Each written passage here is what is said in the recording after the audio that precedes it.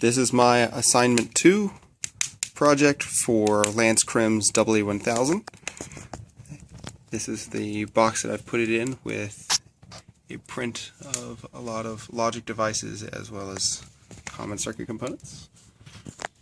And inside we have not only the breadboard power supply, we have an actual breadboard, what it's meant for, a higher voltage DC supply to give us some different ranges, and a circuit that I made that the breadboard power supply will power, which we will demonstrate. Here we have the power supply powering the breadboard in order to drive a circuit that emulates Knight Rider. More importantly, I've got 2 voltmeters here. It's actually really hard to read, but here we have, if I don't knock them off my contacts here, the input voltage, which is dipping really low because I'm just moving the contacts on accident, which is unregulated, which is why it's jumping around between like 11.5 and 12. And then the regulated supply is only varying by a very small degree, so it's rock solid because we have a regulated supply here. So if we observe the voltage we have it at now, this is regulated because it's on adjustable. We can lower the voltage right on down. LEDs get a lot dimmer. Oh, I gotta bring them back. 9 volts is what I was looking for.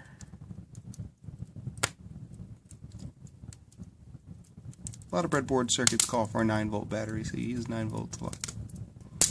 Oh, a little bit over. That's okay. Because we'll also switch our supply to 5 volts. And I've lost connection here. There we go. Oh, 5 volts. Nope, it's just jumping around because I'm fooling with the wire. There it goes, 5.09. And we drop it down to 3.3.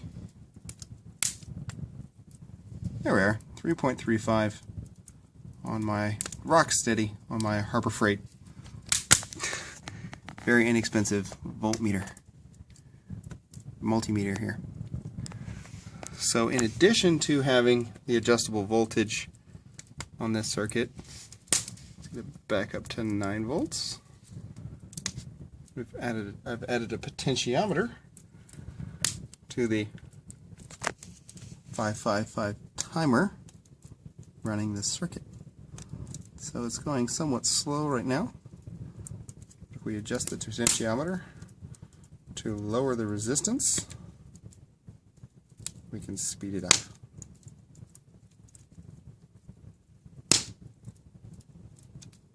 This is a multi-turn potentiometer, so you got to give it quite a number of turns.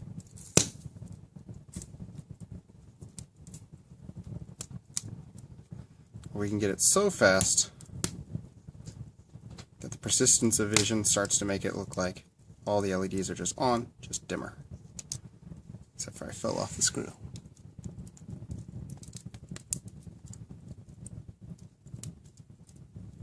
See, now they just look like they're on. Just dim. And that is my breadboard power supply running at adjustable voltage, 5 volts and 3.3 volts for Lance Crimm's EE1000.